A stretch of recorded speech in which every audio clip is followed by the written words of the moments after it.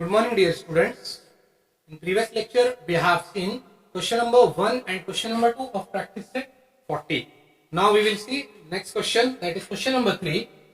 Question is Shrikant deposited rupees 85,000 for 2.5 years at 7 PCPA, means 7% compounded per annum, that is 7% in a savings bank account. What total interest will he receive at the end of the period? Shrikant नाम का कोई person है जिसने saving account bank में saving bank account में 85,000 rupees deposit किया। कितने period के लिए, कितने टाइम के लिए? 2.5 years, मीन्स 2.5 साल के लिए, 2.5 years के लिए। कितने परसेंट के हिसाब से? 7% के हिसाब से। So question is what total interest will he receive at the end of the period. उसका पूरा टाइम 2.5 years कंप्लीट होने के बाद उसको वो कितना अमाउंट मिलेगा श्रीकांत को, that is we have to find. So here first we will write all the values. First principal we have to write, that is denoted by P. Principal is rupees 85,000. Rate of interest, that is denoted by capital R, is 7 PCPA, means 7%. Capital T, that is time or duration, we can say is 2.5 years, means 2.5 years. Half means 0.5, आधा, ठीक है। And what we have to find? Interest, means capital I. We have to find first what total interest will he receive at the end of the period. सिर्फ interest find करना है, ठीक है। Total amount नहीं find करना है। तो उसको 85,000 से बढ़कर जो अमाउंट ऐड होगा, फिर 85,000 पूरा मिलाकर कितना होगा उसको अमाउंट कहते हैं, वो हमको नहीं फाइंड करना है। सिर्फ इंटरेस्ट, उसको मीन्स एक्स्ट्रा अमाउंट कितना मिल रहा है 85,000 के अलावा, वो हमको फाइंड करना है।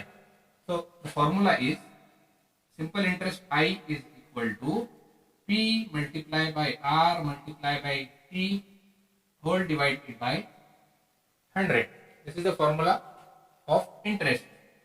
आई will be as it is equal to value of P is 85,000. Rate of interest is 7%. Time is 2.5. Instead of 2.5, I am using 2.5. Both are same. Divided by 100. देखिए डिनोमिनेटर में 2 zeros है, न्यूमरेटर में 3 zeros है। तो जितने denominator में रहेंगे means कम रहेंगे, उतने हमको कैंसिल करना पड़ेगा। अगर 3 रहते, फॉर एग्जाम्पल फॉर्मूला में तो नहीं आता है 1000, अगर नीचे 3 रहते ऊपर भी 3 रहते तो हम कट कर सकते हैं। बट डिनोमिनेटर में 2 zeros, numerator 2 zeros, cancel. What remain? I is equal to 850 multiply by 7 into 2.5. ये 1 जो है डिनोमिनेटर का मीनिंगलेस रहता है, कोई काम का नहीं रहता है, ठीक है। अब हम मल्टीप्लाई करेंगे 2.5 को 7 से, रफ वर्क यूज करेंगे। 2.5 multiply by 7, 7 5 are 35, carry 3, 7 2s are 14, 14 plus 3 17, means 17.5. ये दोनों का मल्टीप्लिकेशन है। तो 850 as it is multiply by 17.5. Again we have to multiply 850 by, इधर करेंगे 850 को मल्टीप्लाई करना है 17.5 से। 5 zeros are 0, 5 5s are 25, carry 2, 8 के ऊपर जाएगा, 8 5s are 40, 40 plus 2 42, प्लस और 0 हम लिख सकते हैं यहाँ पर यूनिट प्लेस पर। 7 zeros are 0, 7 5s are 35, carry 3, 7 8s are 56, 56 plus 3 59, then 2 plus और 2 zeros हम लिख सकते हैं।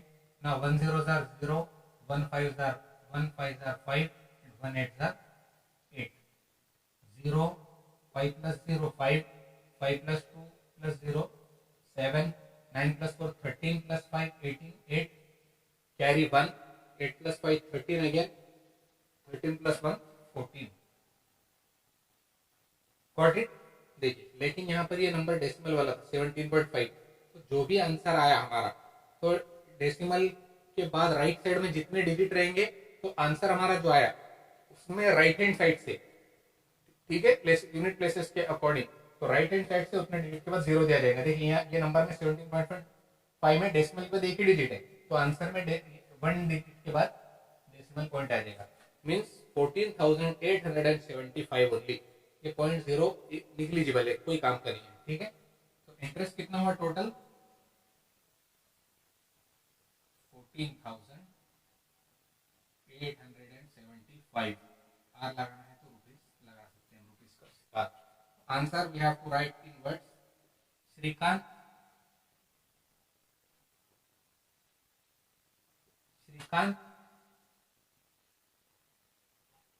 will receive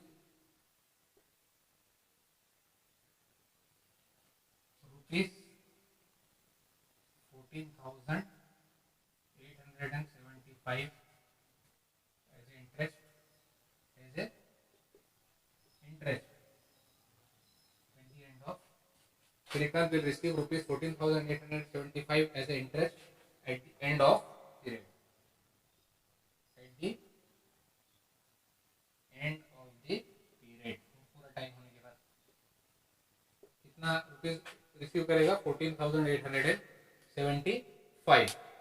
Okay, hope you understood question number 3. Now we will see next question number 4. Question number 4 is the interest on rupees 5,000 for 4 years at certain rate of interest is rupees 1,200. चलिए इतना ही देख लेते हैं. The interest on rupees 5,000 means 5,000 पर interest कितने साल के लिए 4 years के लिए. ठीक है, at certain rate of interest. certain means कुछ rate of interest. कुछ rate of interest मतलब वहां पर given ही नहीं है. It means we have to find the value of rate of interest. certain या some ऐसा क्वेश्चन में दिया मीन्स वही हमको फाइंड करना रहता है. ठीक है, फिर से द इंटरेस्ट ऑन रुपीज 5,000. देखिए बहुत सारे स्टूडेंट्स ऐसा कंफ्यूज होते हैं जब क्वेश्चन पेपर सामने रहे तो या क्वेश्चन उनको हमने बोले कि आप पहले रीड करिए और हमको एक्सप्लेन करिए, तो वो समझते हैं इंटरेस्ट बढ़ा है और वैल्यू 5,000 है, इंटरेस्ट के बाद फॉरन 5,000 आई वैल्यू, तो वो समझते हैं इंटरेस्ट 5,000 है, लेकिन इंटरेस्ट की वैल्यू यहाँ पर आ गई 1,200. तो क्वेश्चन कैसा हुआ, द इंटरेस्ट ऑन 5,000 मीन्स 5,000 पर इंटरेस्ट मीन्स 5,000 किसकी वैल्यू हुई, प्रिंसिपल की. तो the interest on rupees 5,000 for 4 years, 4 साल के लिए 4 ईयर्स के लिए at certain rate of interest. Rate of interest पता नहीं, we have to find. Of interest is rupees 1,200, मतलब इंटरेस्ट की वैल्यू यहाँ पर है. ठीक है, 1,200. And what will be the interest on rupees 15,000 at the same rate of interest for the same period. Means यहाँ पर रेट ऑफ इंटरेस्ट हमको फर्स्ट कंडीशन में फाइंड करना है. ये दो with the help of these 3 values, 5,000 principal, 4 years time and 1,200 interest, value of simple interest. ठीक है, तो ये 3 वैल्यूज की हेल्प से पहले हमको आर फाइंड करना है कि जो भी आर मिलेगा, आर में रेट ऑफ इंटरेस्ट जो भी मिलेगा वही रेट ऑफ इंटरेस्ट और वही ड्यूरेशन टाइम 4 years जो है, ये नेक्स्ट क्वेश्चन में फाइंड करना है. What would be the interest, सिर्फ प्रिंसिपल यहाँ पर बदल रहा है. यहाँ पर ये क्वेश्चन में प्रिंसिपल 5,000 था, सिर्फ यहाँ पर प्रिंसिपल की वैल्यू बदल रही है कि 15,000 पर वही रेट ऑफ इंटरेस्ट जो यहाँ मिलेगा और सेम टाइम के लिए कितना इंटरेस्ट होगा. What would be the interest, interest यहाँ पर फाइंड करना है, आई की वैल्यू यहाँ फाइंड करना है. ठीक है, तो फर्स्ट कंडीशन के हिसाब से, फर्स्ट सेंटेंस के हिसाब से हम यहाँ सॉल्व कर लेंगे. यहाँ हमको फाइंड करना है आर की वैल्यू. तो formula will be capital I is equal to P multiply by R multiply by T whole divided by 100. Now we will substitute all the values. I is interest, we have to write it on left hand side. 1,200 is equal to value of P is 5,000. Next value of R, that is we have to find, so I am writing as it is R, and value of T, that is time, is 4 years. ठीक है, in division denominator में 100 as it is आ जाएगा. Got it? Now these two zeros will get cancelled. What remain? I am writing 1,200 as it is on left hand side, 50 in right hand side, multiply by r multiply by 4. ये 1 जो है denominator में है, ignorable है, negligible, कोई काम का नहीं है 1 डिनोमिनेटर में. ठीक है, अब देखिए क्या होगा, 50 into 4 right hand side multiply कर लेंगे, left hand side as it is 200 आएगा, इज इक्वल टू 54 are 200. ठीक है, एंड मल्टीप्लाई बाय r. अब हमको r फाइंड करना है, तो r के साथ 200 मल्टीप्लिकेशन में लगा हुआ है, आर को राइट हैंड साइड में ही रखेंगे, 200 की साइड चेंज कर देंगे तो वो आ जाएगा डिनोमिनेटर में लेफ्ट हैंड साइड में, because both are in multiplication. Multiplication में से किसी एक टर्म की साइड चेंज करना है तो वो जाता है डिनोमिनेटर में, तो हम 200 की साइड चेंज करेंगे, तो 1200 एज इट इज रहेगा, डिनोमिनेटर में आ जाएगा 200, right hand side are as it is. देखिए 2 zeros 2 zeros इजीली कैंसिल हो गए, बच रहा है सिर्फ 12 न्यूमरेटर में, 2 डिनोमिनेटर में, 2 1s are 2 into 6 are 12, therefore value of r is equal to 6 PCPA, और 6% भी हम लिख सकते हैं 6 PCPA, this is the value of r। ठीक है, अब यही r की वैल्यू को और t की वैल्यू जो यहाँ पर यूज की गई है उसको हमको ये क्वेश्चन में यूज करना है। नाउ प्रिंसिपल बस बदल रहा है, प्रिंसिपल इज ₹15,000, आर हम निकाल चुके हैं already 6 PCPA, value of T same use करो बोल रहा है वो 4 years।